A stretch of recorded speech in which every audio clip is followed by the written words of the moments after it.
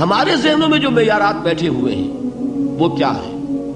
کامیابی پیسے سے ہے، کامیابی جائیداد سے ہے، کامیابی کاروبار سے ہے، کامیابی شہرت سے ہے، کامیابی اقتدار سے ہے. یہ معیارات ہیں. جو جتنا دولت مند اتنا کامیاب، جو جتنا مشہور اتنا کامیاب، جو جتنا پاپولر اتنا کامیاب، جو حکومت پر پہنچ گیا کامیاب، جس نے بڑا کاروبار جما لیا کامیاب، جس نے بہت جائیداد بنا لی کامیاب. یہی ہے اصل میں ساری بس کی گانٹھ. جو تصور کامیابی کا ہوگا اسی کے مطابق آپ کی بھاگ دوڑ ہوگی، اسی کے لیے جد و جہد ہوگی، اسی کے لیے توانائیاں صرف ہوں گی، اسی کے لیے دن رات کی مشقت ہوگی. یہ ہے اصل شے جس کی یہاں نفی ہو رہی ہے.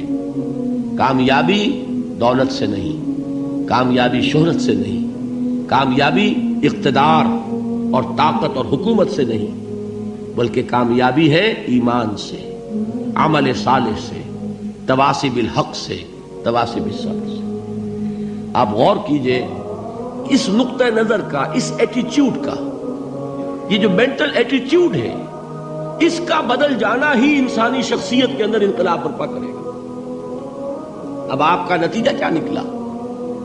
اگر تو دولت سے کامیابی ہوتی تو قارون بہت کامیاب تھا، اگر حکومت سے کامیابی ہوتی تو فرعون اور نمرود بہت کامیاب تھے.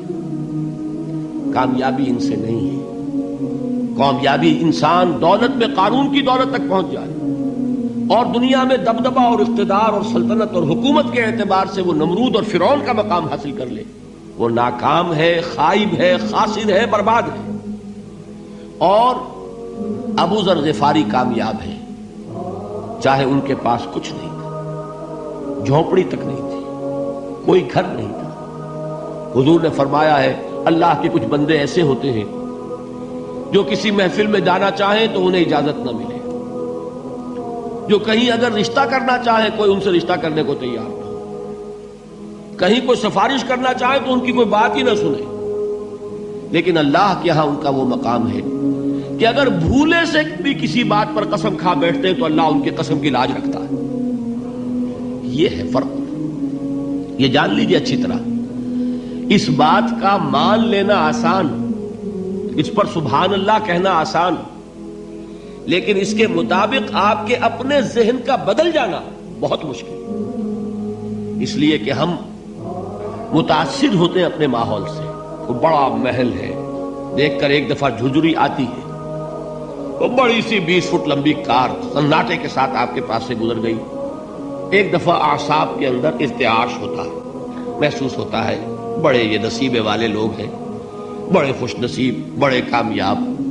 حالانکہ کچھ معلوم نہیں کہ یہی سب سے بڑی بد نصیبی ہو سکتا ہے کہ یہی سب سے بڑی ناکامی ہو. اگر ذہنوں میں یہ بات بیٹھ جائے کامیابی کس شے سے. یہی وجہ دیکھیے قرآن مجید میں بارہا آپ دیکھیں اولئک هم المفلحون، یہ ہے لوگ کامیاب ہونے والے. آج یہ آپ نے نماز میں وہ آیات سنی، یا ایھا الذین آمنوا ارکعوا واسجدوا واعبدوا ربکم وافعلوا الخیر لعلکم تفلحون. اے ایمان والو، رکوع کرو، سجدہ کرو، اپنے رب کی پرستش اور بندگی کرو اور اچھے کام کرو تاکہ تم کامیاب ہو جاؤ.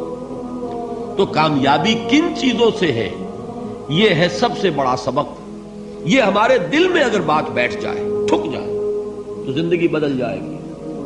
صبح و شام بدل جائیں گے، نقشے بدل جائیں گے، بھاگ دوڑ کا رنگ بدل جائے گا، ویلیو سٹرکچر بدل جائے گا. آج وہ ایک چیز نہایت اہم نظر آ رہی ہے، کل نہایت غیر اہم نظر آئے گی. جیسے کہ حضور کی حدیث ہے، مالی ولد دنیا، مجھے تمہاری اس دنیا سے کیا سروکار ہے.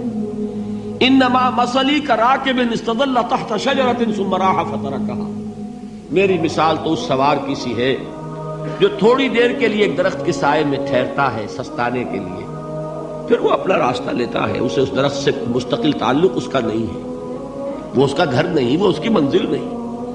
اسی طرح یہ دنیا میرا گھر نہیں ہے. اب دیکھیے ہم کہتے ہیں انا للہ و انا الیہ راجعون، ہم تو مسافر ہیں، ہم اللہ کے پاس سے آئے، اللہ کی طرف ہمیں لوٹ جانا ہے. کن فی الدنیا کانک غریب و عابر سبیل، حضور فرماتے ہیں دنیا میں ایسے رہو جیسے کہ تم اجنبی ہو یا راہ چلتے مسافر. لیکن یہ طرز عمل کب ہوگا؟ جبکہ یہ آیت ہمارے ذہنوں کے اندر بیٹھ گئی ہو، والعصر ان الانسان لفی خسر الا الذین آمنوا وعملوا الصالحات وتواصوا بالحق وتواصوا بالصبر۔ یہ ہے اصل بات جو میں نے عرض کیا تھا کہ میں بتاؤں گا صحابہ کیوں ایک دوسرے کو یاد دلاتے تھے۔ اس لیے کہ دیکھیے جیسے برف باری اگر ہو رہی ہو، آپ باہر نکلیں گے تو برف آپ کے کپڑوں پر جم جاتی ہے نا، تو آپ جھٹکتے ہیں کپڑوں کو تاکہ برف ہٹ جائے۔ ہمارے ایمان پر اس دنیا میں رہتے ہوئے جب ہم متاثر ہوتے ہیں ماحول سے تو گردہ آ جاتا ہے، برف پڑ جاتی ہے، اس کو جھٹکتے رہنے کی ضرورت ہے، اور وہ جھٹکنے کی بہترین اور مؤثر ترین شکل یہی ہے کہ یاد رکھو کامیابی ان چیزوں سے نہیں ہے۔ چمک دمک جو ہے دنیا کی، یہ ساری چمک دمک جو تمہیں رجھا رہی ہے، جو تمہیں اپنے اندر گم کیے ہوئے ہے، یہ لفظ گم پر اقبال کا وہ شعر یاد آ گیا کہ کافر کی یہ پہچان کے آفاق میں گم ہے، اور مومن کی یہ پہچان کے گم اس میں ہے آفاق۔ تم گم نہ ہو کر رہ جاؤ، اس میں مبہوت نہ ہو کر رہ جاؤ، مرعوب نہ ہو کر رہ جاؤ، دنیا ہی کی محبت تمہارے اوپر ڈیرے نہ ڈال دے، تمہارے دلوں کے اوپر مسلط نہ ہو جائے۔ لہذا تازہ کرتے رہا کرو، والعصر ان الانسان لفی خسر الا الذین آمنوا وعملوا الصالحات وتواصوا بالحق وتواصوا بالصبر۔ پھر یاد کر لو، پھر تازہ کر لو اپنے اس یقین کو کہ کامیابی دولت سے نہیں، کامیابی ثروت سے نہیں، کامیابی اقتدار سے نہیں، کامیابی شہرت سے نہیں، کامیابی جائیداد سے نہیں، کامیابی ہے ایمان سے، کامیابی ہے عمل صالح سے، کامیابی ہے تواصی بالحق سے، کامیابی ہے تواصی بالصبر سے۔ یہ چار چیزیں ہیں کہ جو کامیابی کے لوازم